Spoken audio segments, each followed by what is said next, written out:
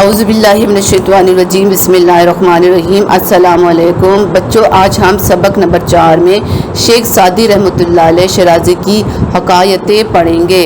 حکایتیں جمع ہے حکایت کی، اور اس کا مطلب ہے حقیقت پر مبنی کہانی یا کہانیاں۔ ٹھیک ہے، سبق شروع کرنے سے پہلے نئے الفاظ پر ایک نظر ڈالیں۔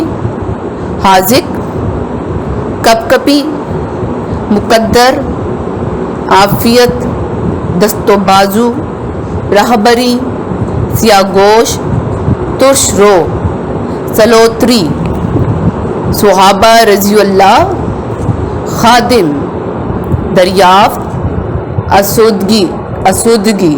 اسودگی، خواص۔ نمبر 1، عجم کے بادشاہوں میں سے ایک بادشاہ نے حضرت محمد صلی اللہ علیہ وآلہ وسلم کی خدمت میں ایک حاذق طبیب بھیجا۔ طبیب کہتے ہیں علاج کرنے والے کو۔ وہ حکیم حاذق چند سال عرب کے شہروں میں رہا۔ اس عرصے میں کوئی بھی شخص اس کے پاس بیمار ہو کر علاج کے لیے نہیں آیا۔ وہ حکیم حضرت محمد صلی اللہ علیہ وآلہ وسلم کی خدمت میں حاضر ہوا اور شکایت کی کہ اس غلام کو خاص طور پر آپ صلی اللہ علیہ وسلم کے صحابہ رضی اللہ کے علاج کے لیے بھیجا گیا تھا۔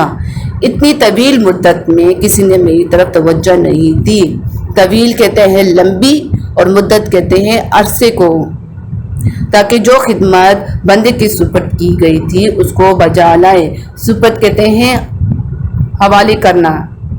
حکیم کی شکایت کے جواب میں سردار دو عالم صلی اللہ علیہ وآلہ وسلم نے فرمایا، میری اس جماعت صحابہ رضی اللہ کا ایک طریقہ ہے کہ جب تک بھوک غالب نہیں ہوتی کھانا نہیں کھاتے، اور اس سے پہلے کہ پیٹ بھرے تھوڑی بھوک رکھتے ہوئے ہاتھ کھینچ لیتے ہیں۔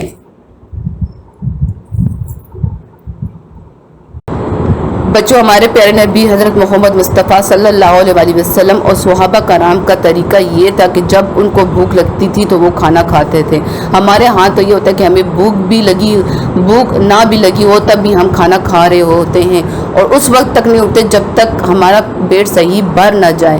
لیکن ہمارے پیارے نبی حضرت محمد مصطفیٰ صلی اللہ علیہ وسلم کا اور صحابہ کرام کا طریقہ یہ تھا کہ جب وہ کھانا کھاتے تھے تو تھوڑی بھوک ضرور رکھتے تھے اور اپنا ہاتھ کھینچ لیتے تھے۔ تو یہ سنت کا بھی طریقہ ہے، اور دوسری بات یہ کہ بچے اس سے انسان بیمار بھی نہیں ہوتا اور انسان تندرست ہوتا ہے۔ ہمارا حال تو یہ ہے کہ جب تک ہمارا پیٹ بھر نہ جائے تو ہم اپنا ہاتھ کھانے سے کھینچتے نہیں۔ ٹھیک ہے نا؟ صفحہ نمبر 13 کھولیں۔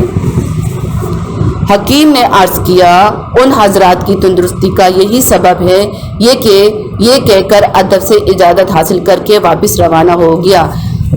بچوں، جب اس حکیم کے پاس ایک بیمار بھی نہیں آیا، کیونکہ آپ صلی اللہ علیہ وسلم نے اس سے کہہ دیا کہ میرے صحابہ کرام کا طریقہ یہ ہے کہ جب تک ان پر بھوک غالب نہ آئے، غالب کا مطلب یہ ہے کہ جب تک ان کو بھوک نہ لگے تو وہ کھانا نہیں کھاتے۔ تو دیکھو بچوں، جب بھوک لگے گی اور ہم اپنا اس وقت کھانا کھائیں گے صحیح ٹائم پر تو ہم صحیح بھی رہیں گے اور تندرست بھی رہیں گے۔ اور جب ہم اپنی بھوک سے زیادہ کھا لیں گے، اپنا پیٹ صحیح بھر دیں گے، تو اس سے ایک تو انسان بیمار بھی ہو جاتا ہے اور بہت سی بیماریوں کا شکار بھی ہو جاتا ہے۔ اب آگے دیکھیں، سعدی رحمۃ اللہ فرماتے ہیں، عقل مند اس وقت کلام کرنا شروع کرتا ہے، کلام کا مطلب ہے بات کرنا، یا ہاتھ کھانے کی طرف بڑھاتا ہے جب اس کے نہ بولنے سے خرابی پیدا ہوتی ہو یا نہ کھانے سے جان پر بن جاتی ہو۔ پھر یہ بھی ضروری بات ہے کہ اس کا کلام حکمت ہوتا ہے اور اس کا کھانا تندرستی پیدا کرتا ہے۔ صحت قائم رکھنے کے لیے کم کھانا بہت ضروری ہے۔ صحابہ کرام رضی اللہ کا یہی طریقہ تھا۔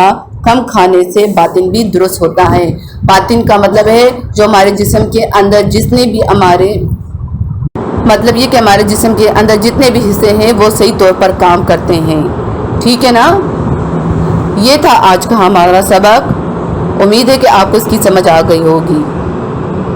السلام علیکم۔ اپنی دعاؤں میں یاد رکھیں اور اپنا بھی خیال رکھیں۔